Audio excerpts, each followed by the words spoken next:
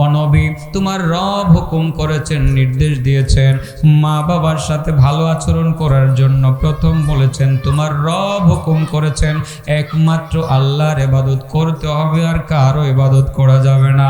2 নম্বরে মা বাবার সেবা যত্ন করতে হবে, মা বাবার সাথে ভালো ব্যবহার করতে হবে। পিতা মাতার 2 জনের একজন যদি বার্ধক্যে উপনীত হয়ে যায় অথবা 2 জনেই যদি বার্ধক্যে উপনীত হয়ে যায়, তোমরা তাদের সেবা করবে।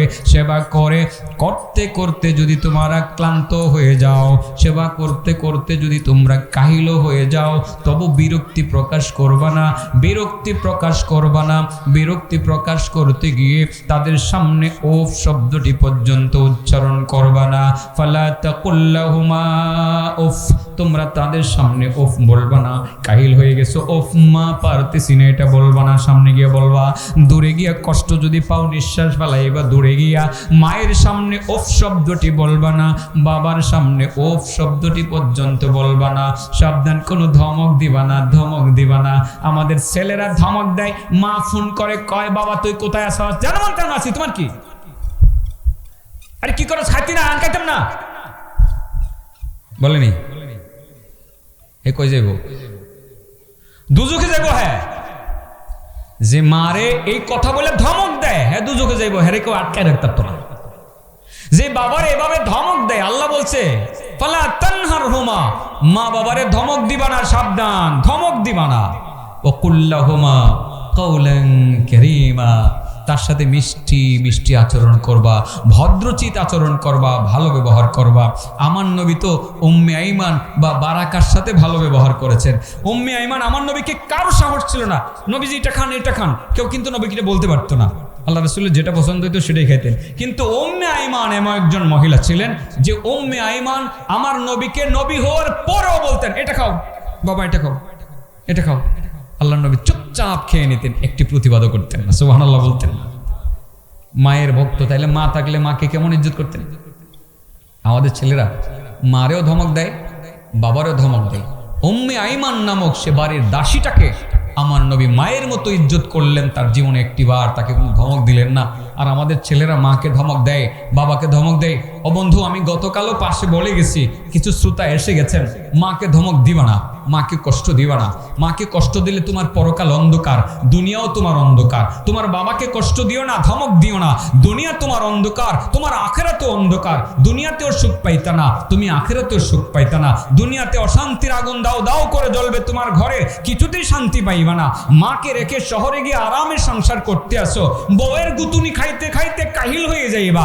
যেই বউ তোমার মায়ের কাছ থেকে তোমাকে আলাদা করলো, সেই বউ শহরের নিচেই তোমাকে গুতানোর জন্য। যদি শহরে যেতে চাও মাকে সঙ্গে করে নিয়ে যাও, তা না হয় গুতাইয়া কাহিল বানাই লাগবো তোমারে। মায়ের সঙ্গে রাখো। বউয়ের কথা শুনে মায়ের সাথে দুর্ব্যবহার কখনো করিও না, বাবার সাথে দুর্ব্যবহার কখনো করিও না। এটাই চরম বাস্তব কথা। আমাদের ছেলেরা মাকে তখন বুঝে যখন মা মারা যায়। আমাদের ছেলেরা তখন, আমার আলোচনায় এখনো যেতে পারি নাই, একটু হাদিস পড়েছিলাম না, ওইদিকে একটু যাচ্ছি। আল্লাহ বারাকা, ওই বারাকার কি ছিল, স্বামী ছিল। উনি যখন মারা গেলেন, মারা যাওয়ার পরে আল্লাহ রাসূল সাল্লাল্লাহু আলাইহি সাল্লাম কষ্টই পাইলেন। কষ্ট পেয়ে রাসূল করিম সাল্লাল্লাহু আলাইহি সাল্লাম সাহাবায়ে কেরামদের সামনে একটা ঘোষণা করলেন, বন্ধুরা আমার কাছে এমন একটা পাত্রী আছে, যেই পাত্রীটা হলো জান্নাতি, কে বিয়ে করবা? সুবহানাল্লাহ। এমন একজন পাত্রী আমার কাছে আছে, যে পাত্রীটা হলো জান্নাতি, কে বিয়ে করবা? নবী যাকে জান্নাতি বলছেন, ভুল না জান্না বলছেন, না জান্না বলছেন, কেটা জানাই দিয়েছে? আমার নবী কি না জান্না কোনো কথা বলতেন? আন্দাজে কোনো কথা বলতেন? আজে বাজে আউল ফাউল কোনো কথা বলতেন? আমার নবীর একটা শব্দ আউল ফাউল ছিল না, যা বলতেন 100% সত্য বলতেন। আল্লাহ নিজেই নবীর কথার সাফাই গিয়েছেন, ওমা ইয়ানতিকু আনিল হাওয়া ইন হুয়া ইল্লা ওয়াহয়ু ইউহা আল্লামাহু শাদীদুল কুওয়া যু মিররাতিন ফাস্তাওয়া ওয়া হুয়া বিল উফুকিল আ'লা থুম্মা দানা ফাতাদাল্লা ফাকানা কাবা কাউসাইনি আও আদনা ফাআওহা ইলা আবদিহি মা আওহা। আল্লাহ নিজেই বলেন, আমার নবী তো কথা যা বলেন জেনে শুনেই বলেন, ওহির মাধ্যমে জেনে শুনে বলেন, তিনি হাওয়ার উপরে কোনো কথা বলেন না। ওমা ইয়ানতিকু আনিল হাওয়া, আমার নবী হাওয়ার উপরে কথা বলেন না। ইন হুয়া ইল্লা ওয়াহিয়ুন ইউহা, তার কাছে যে ওহী পাঠানো হয় সেই ওহীর আলোকে আমার নবী কথা বলে থাকেন। নবী যেই নারীকে জান্নাতি নারী বলেছেন তাতে কোনো সন্দেহ নাই লোকটা যে জান্নাতি। সাহাবায়ে কেরামের সামনে কথাটা বলার পরে সবার আগে হাত উঁচু করলেন যায়েদ ইবনে হারেসা, ইয়া রাসূলুল্লাহ, আমি জান্নাতি নারীর স্বামী হইতে চাই। আমার নবীর মারে পরে বিয়ে করছে কেডা? মা মানে ওই মা, মায়ের পরের মা যায়েদ ইবনে হারেসা নবীর গোলাম ছিল, তাই না? বিয়ে তো করে ফেললেন। নবী তার কাছে গিয়ে বললেন, যায়েদ কারে বিয়ে করছে জানো? কারে বিয়ে করছো তুমি? তুমি একজন জান্নাতি নারীকে বিয়ে করছো, পাশাপাশি এমন নারী যেই নারী আমি মুহাম্মদুর রাসূলুল্লাহর মা, আমার মারে তুমি বিয়ে করছো। উম্মে আইমান নবীর মা, যেখানে মা মা উচ্চারণ করেছেন সেখানে দুষ্কৃতিকারীরা বলে যে উম্মে আইমানের ঘর থেকে কেন মেরাজে গেল? আস্তাগফিরুল্লাহ আল আযীম। আমার নবীর চরিত্র নিয়ে কথা বলে, মারাত্মক কথা এটা। যায়েদ ইবনে হারেসার সাথে সংসার চলছে, নবীজির সাথে হযরতে উম্মে আইমান তখন তো আর বারাকা নন, হিজরত করে তিনি মদিনায় গেছেন। দীর্ঘ পথ পাড়ি দিতে ওনার কাহিল লেগেছে, ক্লান্ত, মাথার ঘাম ঝরতেছিল। বৃদ্ধা নারী, আমার নবী নিজে রুমাল দিয়ে সে মায়ের কপাল থেকে ঘাম মুছে মুছে দিতেন। একজন বাড়ির দাসী ছিল, মায়ের মতো হওয়ার কারণে নিজে ঘাম মুছে দিতেন এবং সাহাবায়ে কেরামকে বলছিলেন যে উনি একজন জান্নাতি নারী, তাকে তোমরা সম্মান করিও। বলতে গেলে উনি তো ওনাকে জন্ম দেন নাই, এত ইজ্জত জন্ম দেন নাই, এত ইজ্জত। তাহলে যিনি জন্ম দিয়েছেন তার ইজ্জত আমার নবীর আদর্শ মতে কম হবে না বেশি হবে? ওই মেয়ে, কয়জন তোমার মায়ের মাথার ঘাম মুছে দিয়েছো? ও বেটা, কয়বার তোমার মায়ের মুখে খাবার উঠিয়ে দিয়েছো? মাটা বিছানায় শুয়ে আছে, কয়বার তুমি খাবার উঠিয়ে দিয়েছো? কয়বার তোমার বাবার মুখে তুমি খাবার উঠিয়ে দিয়েছো? কয়বার তোমার মাকে বিভিন্ন কাজে, গোসলে, অন্যান্য কাজে সহযোগিতা করেছো? কয়জন ছেলে পাওয়া যাবে? কয়জন ছেলে পাওয়া যাবে? মুসলমান নিজের আদর্শ থেকে বিচ্যুত হয়ে গেছে, দূরে চলে গেছে। বাবার যত্ন নাই, মায়ের যত্ন নাই, মায়ের সাথে ভালো ব্যবহার করতে তারা চায় না, অভ্যস্ত না। অন্যের সাথে ফোনে কথা বলে বড় আরামে মজা করে কথা বলে, বাবার সাথে ফোনে কথা বললে কর্কশ কথা বলে। বাবা একটি কথা বললে আমি পারবো না, আমি আসতে পারবো না, আমি যেতে পারবো না। কিন্তু পরক্ষণেই যখন তাকে আরেকজনে ফোন দেয়, ফোন দিলে মিষ্টি কথা, হ্যাঁ কেমন আছেন, ভালো আছেন তো, হ্যাঁ প্রয়োজন হলে আসবো, এক্ষুনি চলে আসবো, আপনার জন্য আমি নিবেদিত প্রাণ। এরা বুঝতেছে, ঠিক বুঝতেছেন? কাম করবা না কোনোদিন। আল্লাহ বলেন, ফালা তাকুল লাহুমা উফফিন ওয়ালা তানহারহুমা ওয়া কুল লাহুমা কওলান কারীমা ওয়াখফিদ লাহুমা জানাহাজ যুল্লি মিনার রাহমাহ ওয়া কুর রাব্বিরহামহুমা কামা রাব্বায়ানি সগীরা। আল্লাহ এর আগে বলেন, অনবী তোমার রব নির্দেশ করেছেন, নির্দেশ দিয়েছেন একমাত্র আল্লাহর ইবাদত করতে হবে, আর কারো ইবাদত করা যাবে না। 2 নম্বরে পিতা মাতার সেবা করা লাগবে। পিতা মাতার সেবা করবে, ভালোভাবে যত্ন করবে। পিতা মাতার 2 জনের একজন যদি বার্ধক্যে উপনীত হয়ে যায়, তোমরা তাদের সেবা করবে। সেবা করতে গিয়ে বিরক্তির সুরে ওফ শব্দটি পর্যন্ত উচ্চারণ করতে পারবে না। সাবধান, মা বাবাকে কোনো ধমক দিবে না, বরং তাদের সাথে ভালো ভালো আচরণ করবে, মিষ্টি মিষ্টি আচরণ করবে। মা বাবার জন্য তোমাদের দয়ার পরশ বিছিয়ে দিবে এবং মা বাবা জীবিত হোক মৃত হোক তাদের জন্য দোয়া করবে। রব্বিরহামহুমা কামা রব্বায়ানি সগীরা। বলেন, রব্বিরহামহুমা কামা রব্বায়ানি সগীরা। রব্বিরহামহুমা কামা রব্বায়ানি সগীরা। লাভ হয়েছে?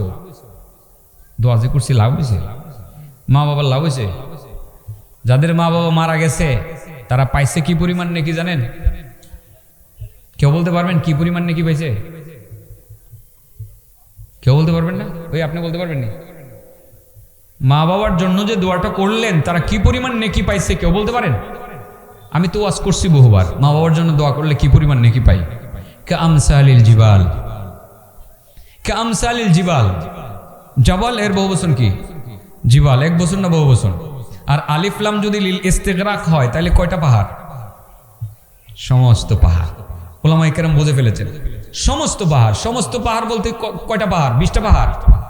বাংলাদেশে যতগুলো পাহাড় আছে, ইন্ডিয়াতে যতগুলো পাহাড় আছে, থাইল্যান্ডে যতগুলো পাহাড় আছে, আমেরিকাতে যতগুলো পাহাড় আছে, কানাডায় যতগুলো পাহাড় আছে, রাশিয়াতে যতগুলো পাহাড় আছে, এবং সৌদি আরবে, কুয়েতে, কাতারে, মিশরে যতগুলো পাহাড় আছে সারা পৃথিবীতে, সমস্ত পৃথিবীর সমস্ত পাহাড় পরিমাণ নেকি নগদে আল্লাহ রাব্বুল আলামিন মা বাবার অ্যাকাউন্টে জমা করে দেন।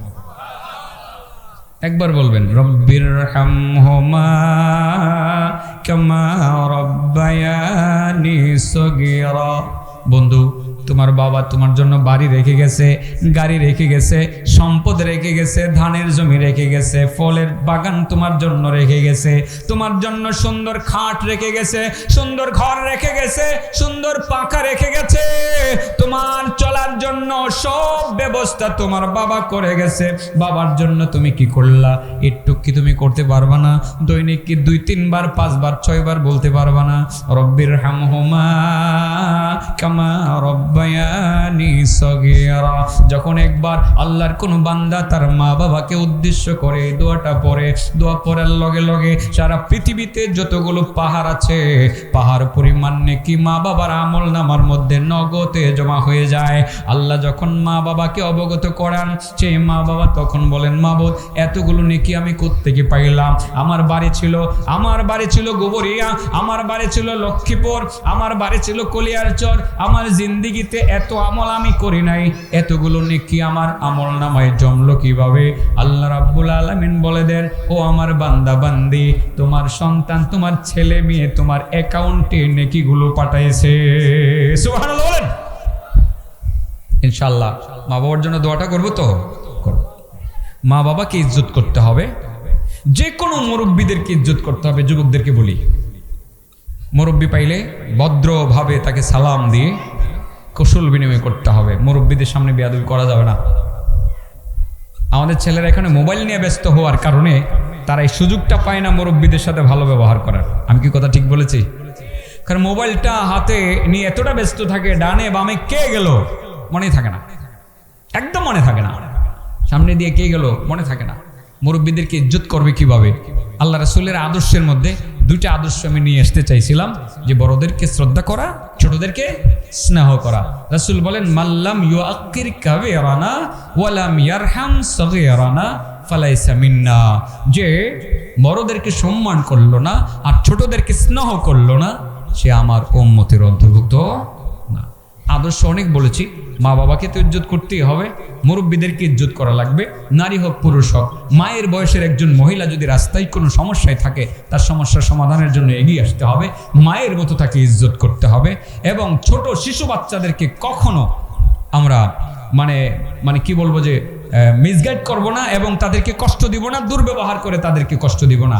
তাদেরকে আগে সালাম দিব, তাকে ভালোবাসবো, হাতে ধরবো, মুসাফা করব, তাকে হাতে ধরে নিয়ে মসজিদে ঢুকবো, ভালোবাসার ছলে মাথায় হাত বোলাবো, সম্ভব হলে একটা চকলেট কিনে দিব, একটা খাবার কিনে দিব।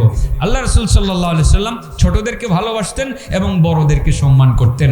আমরা কি বড়দেরকে সম্মান করতে রাজি আছি? ছেলেরা বড়দেরকে সম্মান করব তো, ছোটদেরকে আমরা স্নেহ করব। এই 2টা কথাই বললাম। আরো একটি কথা তো আমার বলার ছিল, কিন্তু সেটা বলা আর হচ্ছে না। আজান তো হবে, আজান হইলে আমি কথা বলতে পারি না, আজান হইলে কথা বলতে পারি না। এখন আমার আর কিছু কথা আছে, এই কথাগুলো আপনাদের সামনে একটু বলে ফেলি, আপনারা যদি কষ্ট না পান। আসলে ছেলেরা, মাদ্রাসার ছেলেদের আয়োজন, তারা প্রথম খুব সুন্দর একটা চমৎকার আয়োজন করছে। ওরা আসলে টাকা পয়সা পাবে কোথায়?